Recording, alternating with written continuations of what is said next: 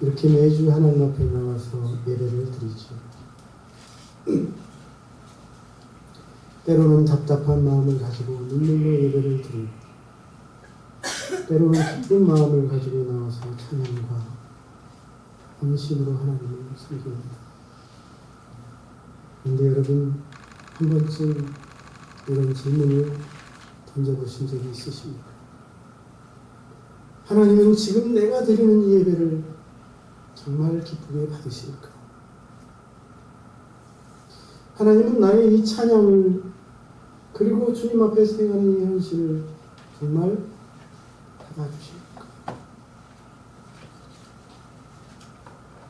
오늘날 예배당은 점점 더 커지고 웅장해지고, 예배의 형식은 점점 더 다양해지고, 찬양은 점점 더 화려해지고 있습니다. 그런데 만약 우리 하나님이 그런 우리의 예배와 헌신을 받으시지 않는다면, 기뻐하시지 않는다면 어떨까요? 속된 말로 우리는 아무 쓸데없는 헛짓을 하고 있는 것입니다. 내가 드리는 예배를 하나님이 기뻐하시지 않고 받으시지 않고 외면하신다면 아무 의미가 없다는 사실입니다. 그러므로 우리는 고민해야 합니다. 정말 하나님이 기뻐하는 예배가 무엇일까? 내가 어떻게 예배를 드려야 하나님이 받으실까? 아모스 시대 이스라엘 백성들도 오늘 우리처럼 하나님을 열심히 예배했습니다. 하나님이 명하신 절기도 지켰고, 하나님 앞에 드리는 각종 제사도 하나님께 올렸습니다. 아름다운 찬양으로 하나님께 찬양도 드렸습니다. 그런데 하나님께서는 그런 그들의 예배를 바라보시며 아주 충격적인 말씀을 하고 계십니다. 21절, 내가 너희 절기들을 미워하여 멸시하니 너희 성회들을 기뻐하지 않는다고 말합니다. 얼마나 충격적인 말씀입니다. 왜 하나님은 그들의 예배를 거절하실까요? 왜 하나님은 그들의 찬양을 듣기 싫다고 그치라고 말씀하실까요? 우리는 이 질문에 대한 답을 찾아야만 합니다. 그래야 우리도 그들과 똑같은 헛된 예배를 하나님 앞에 드리지 않을 것이기 때문입니다. 오늘 우리는 왜 이 자리에 앉아 있습니까? 정말 하나님을 예배하기 위하여 나와 앉아 있습니까? 이 시간 하나님이 원하시는 예배라는 제목의 말씀을 통해 정말 하나님이 기뻐하시는 예배가 무엇인지 돌아볼 수 있기를 주님의 이름으로 권면합니다. 아모스 선지자는 이렇게 이스라엘 백성들을 향하여 충격적인 메시지를 던지며 하나님은 제사보다 정의를 원하신다고 말하고 있습니다. 아모스 5장은 하나님께서 이스라엘 백성들의 그런 종교적 행위들에 대해 충격적인 말씀을 하시는 장면이죠. 당시 이스라엘 사람들은 정기적으로 절기를 지키고 각종 제사를 드렸으며 다양한 노래와 찬양으로 하나님을 경배했습니다. 겉으로 보기에 그들은 어느 시대 사람들보다 더 열정적인 예배자들이었습니다. 하지만 하나님은 단호히 말씀하십니다. 내가 너희 절기들을 미워하고 멸시하며 너희 성회들을 기뻐하지 않는다. 너희가 내게 번제나 소제를 드릴지라도 내가 받지 아니할 것이다. 너희의 살찐 희생의 화목제도 내가 돌아보지 아니하리라. 네 노랫소리를 내 앞에서 제발 그치라. 네 비파소리도 내가 듣지 않을 것이다. 충격적이지 않습니까? 그렇다면 왜 하나님은 그들의 예배 헌신을 거절하십니까? 그것은 그들의 삶이 하나님 앞에 정직하고 의롭지 못했기 때문입니다. 이스라엘 백성들의 하나님에 대한 종교적 열심은 어느 민족보다 뜨거웠지만 그들의 삶은 불의로 가득 차 있었습니다. 아모스서 곳곳에서 드러나듯 그들이 겉으로는 평화롭고 번영하는 삶을 누립니다. 그런데 그들이 누리는 그 부와 번영은 어디서 온 것입니까? 약자들을 착취한 결과였습니다. 부유한 자들은 호화로운 집에서 안락하게 살면서 정직한 수고가 아니라 불의한 방법으로 재산을 축적하고 이익을 챙겼습니다. 가난한 자들은 신발 한 켤레 값이 없어 노예로 팔려감에도 침묵합니다. 힘없는 이들은 억울한 재판을 받고도 하소연할 것이 없습니다. 법정에선 공동인이 뇌물이 오가고 공의는 그래서 성문에서 물러났으며 정의는 땅에 내팽개쳐졌습니다. 그리고 이처럼 불의와 탐욕 속에 들여진 위장된 제사와 예배, 헌신을 하나님은 받으실 리가 없습니다. 역겹다고 제발을 그치라고 경고하고 있습니다. 그래서 하나님은 마지막에 말씀하십니다. 오직 정의를 물같이, 제사가 아니라 정의를 물같이, 찬양이 아니라 공의를 마르지 않는 강같이 흐르게 하라고 말씀하고 있지 않습니까? 그래서 이 말씀은 아모스서 전체 메시지의 핵심이고 하나님께서 원하시는 참된 예배가 무엇인지를 알려주는 매우 중요한 말씀입니다. 정의를 물같이라는 말은 물처럼 자연스럽고 지속적으로 흘려보내라는 말씀입니다. 공의를 마르지 않는 강물처럼 흐르게 하라는 말씀 역시 끊임없이 계속되어야 하는 삶의 모습을 표현하는 것입니다. 그렇습니다. 우리가 하나님께 드리는 예배는 일주일에 한 번 주일날 나와서 형식적으로 드리는 이 예배가 아닙니다. 오늘 주일 예배 나오셨으니 마음이 평안하십니까? 이제 뭐 하나님께 예배 드렸으니 일주일은 하나님이 복 주실 것처럼 생각되십니까? 하나님께 드리는 예배는 오늘 이 시간 드리는 이 형식적 의식이 아닙니다. 예배는 하나님 앞에서 나의 삶 전체를 드리는 것입니다.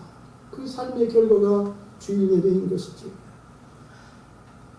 그러므로 우리의 예배가 진정 하나님께 연락되는 예배가 되려고 한다면 우리의 삶이 의로워야 합니다. 우리의 삶 속에 정의와 공의가 흘러넘쳐야 합니다. 할렐루야. 오늘날 우리도 아모스 시대 이스라엘과 크게 다르지 않습니다. 교회는 점점 커지고 예배는 더 화려해지고 찬양은 열정적이고 뜨거워지지만 정작 교회 밖에 나가보면 성도들의 삶 속에서 정직하고 의로운 모습을 찾아볼 수 없습니다. 세상 사람들보다 더 자신의 이익과 자신의 욕망을 채우기 위한 일들을 거침없이 행하고 있습니다.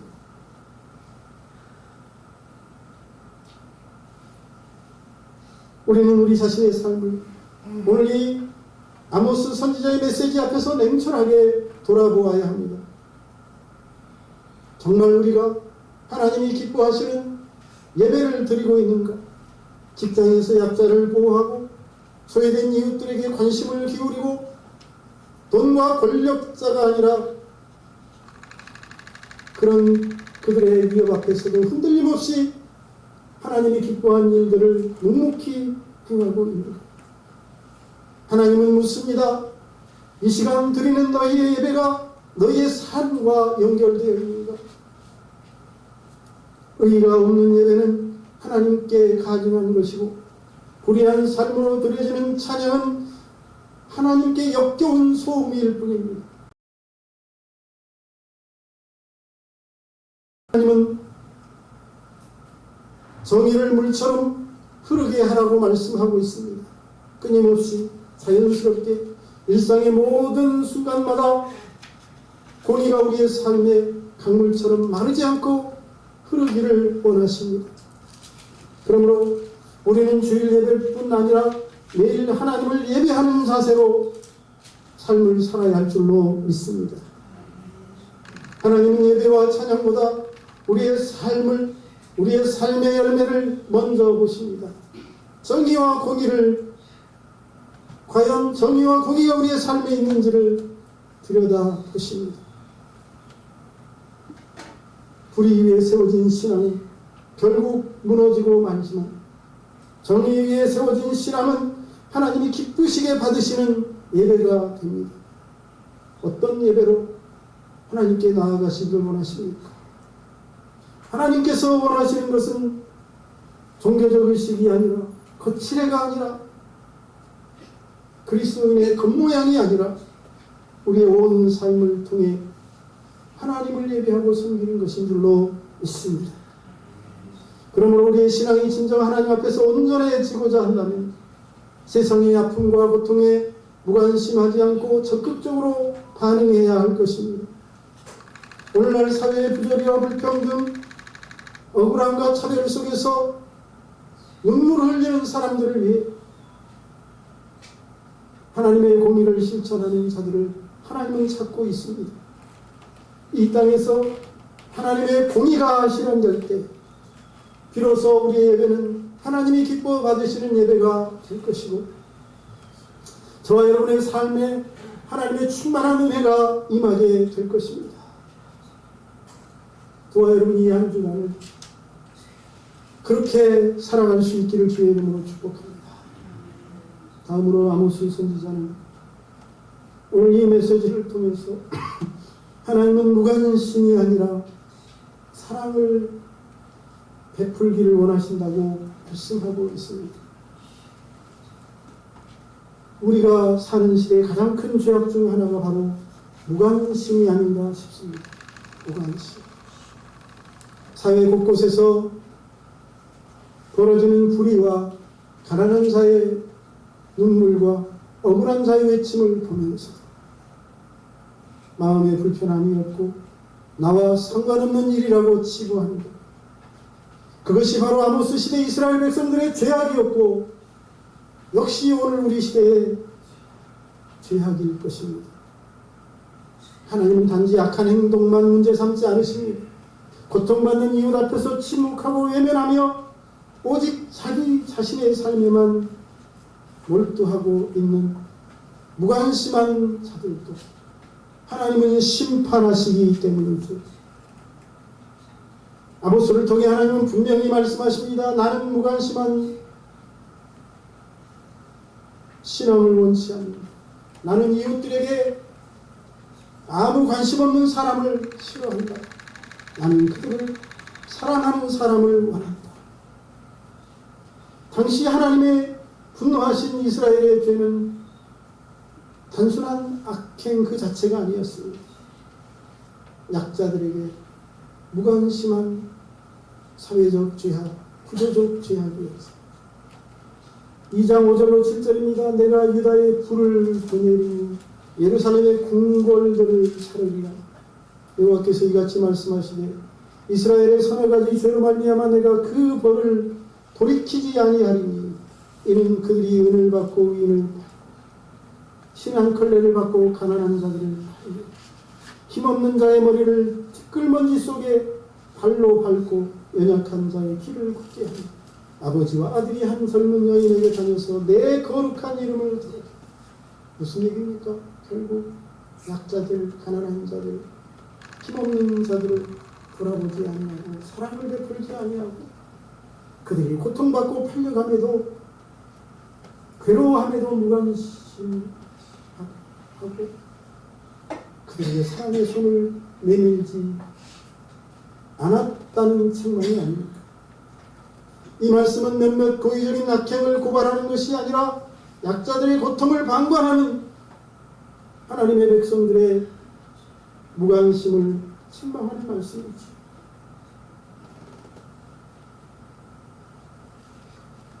당시 힘없는 이들의 억울함을 해결해 줄 사람이 없었고 의로운 자가 가난하다는 이유로 외면받고 있었습니다. 부유한 자들은 온갖 악행을 저지르면서도 호화로운 삶을 누리고 주변의 고통에는 무심했습니다. 이런 무심, 이웃을 향한 무관심이 하나님의 진노와 분노를 일으킨 것이죠. 그리고 그런 무관심,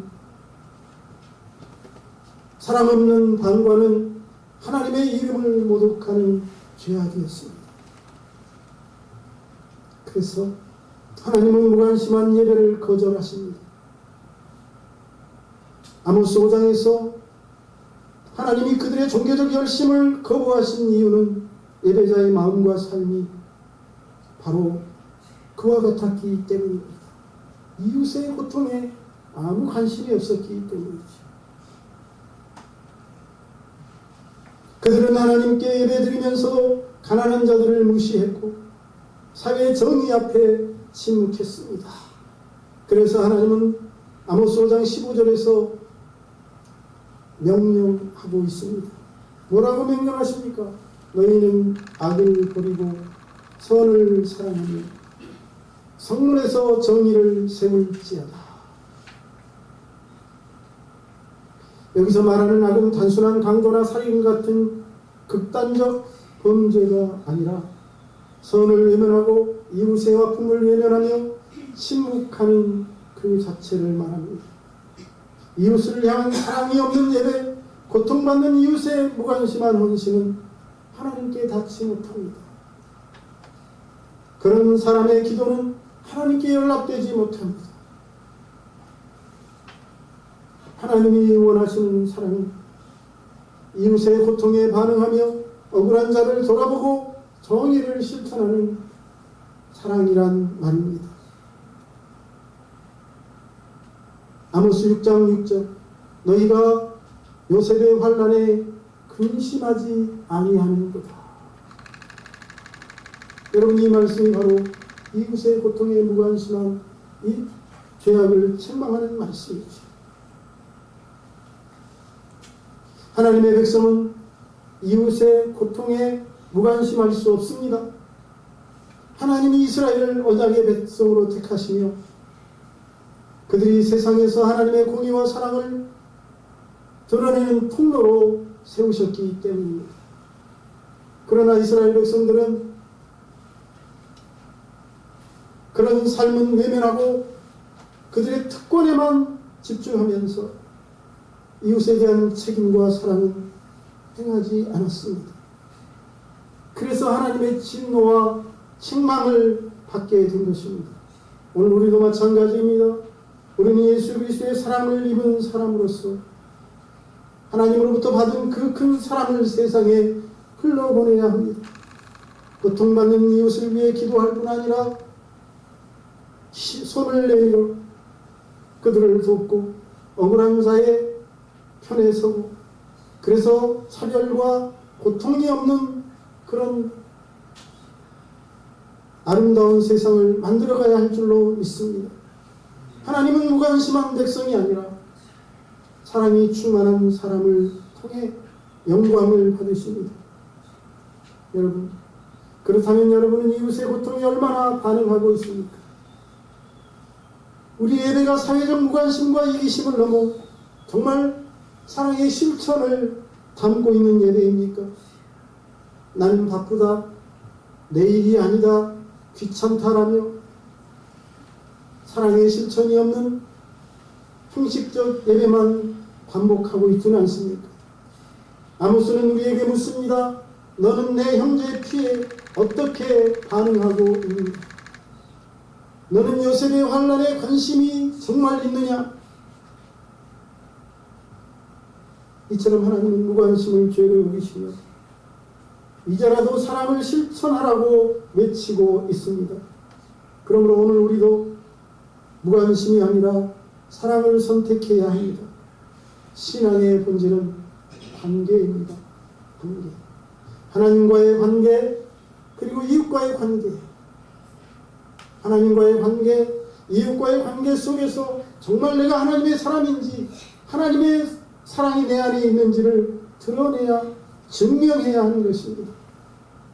하나님께서 기뻐하시는 예배는 고통받는 이웃을 향한 사랑과 정의로 연결된 삶이라는 것을 잊지 마시기를 바랍니다.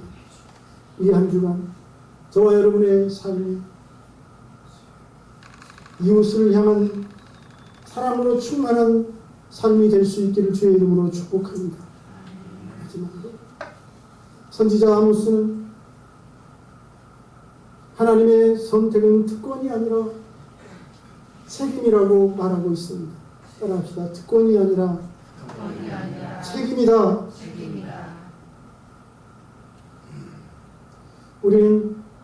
우리가 하나님의 백성이라는 사실에 자부심을 갖습니다.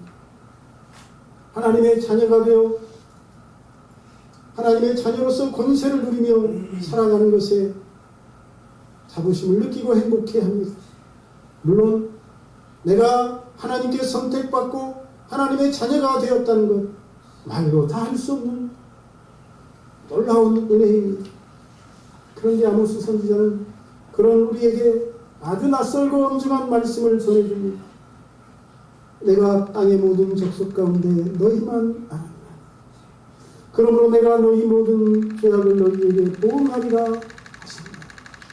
너희만 알았다는 것은 하나님이 그들만 선택하시고 그들만 사랑하시고 그들만 자녀 삼으셨다는 것이지.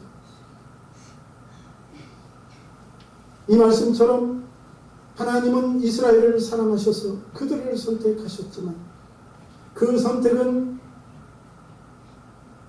면죄부나 보호막이 아니었습니다. 오히려 그 선택으로 인해 이스라엘 백성들에게는 더 엄중한 책임을 묻고 있습니다. 그러므로 우리는 하나님의 선택이 특권이 아니라 책임이라는 사실을 알아야 하겠습니다. 이스라엘 백성은 하나님의 선택의 의미를 오해했고 자신들이 하나님의 언약 백성임을 자랑하며 믿지 않는 사람들을 이방인들을 조롱하고 우리는 하나님의 백성이다. 하나님이 내 편이시니 나는 안전하다. 나는 영원히 복을 받을 것이라며 안일하게 앉아 있었습니다. 그러나 아모스는 그런 그들에게 단호히 선포합니다. 이스라엘 자손들아 여호와께서 너희에 대하여 이르시는 말씀을 들으라. 내가 땅의 모든 족속 가운데 너희만 알았나니 그러므로 내가 너희 모든 죄악을 너희에게 보응하리라. 무슨 말입니까? 하나님이 이스라엘과 언약을 맺고 율법을 주셨습니다. 그들을 거룩한 하나님의 백성으로 세우셨습니다. 그런데 그들은 하나님의 백성이라는 특권만 누리고 하나님이 주신 말씀을 지키지 않습니다. 다시 말하면 책임없는 삶을 살았습니다. 그리고 그렇게 살아간 그들의 삶에 하나님은 진노하시고 그들을 심판하시고 있는 것입니다. 이것은 오늘날 역시 우리에게도 동일하게 적용되는 진리입니다. 나는 세례받고 하나님의 자녀가 되었습니다. 나는 교회에서 오랫동안 봉사했습니다. 괜찮아. 하나님이 은혜 주실 거다. 그런 조건들이 오히려 우리를 영적 안일함에 빠지게 할 수 있습니다. 하나님은 선택받은 자에게 그만큼 더 무거운 책임을 요구하십니다. 하나님이 이스라엘을 택하신 이유는 단순히 그저 무조건 축복하시기 위함이 아닙니다. 세상 가운데서 그들을 하나님의 성품과 하나님의 뜻을 나타내는 도구로 삼기 위함이었습니다. 출애굽기 19장 6절 너희는 제사장 나라가 되며 거룩한 백성이 되라. 이 말씀이 바로 선민으로서 책임을 분명히 하라는 말씀입니다. 그러나 이스라엘은 그 엄중한 부르심을 망각하고 현실에 안주하며 자기 욕심을 채우는 데만 몰두했습니다. 부유한 자들은 가난한 자를 짓밟고 지도자들은 공정보다는 뇌물을 따라 판결했으며 성전은 삶과 완전히 분리되어 있었습니다. 그래서 하나님은 아모스를 통해 그러므로 내가 너희를 반드시 심판하겠다고, 너희 죄악을 반드시 보응하겠다고 경고하고 있는 것이죠. 이처럼 하나님의 선택은 더 큰 책임을 요구하는 선택이요, 그러므로 더 큰 심판의 근거가 된다는 것을 명심해야 하겠습니다. 오늘 교회도 마찬가지입니다.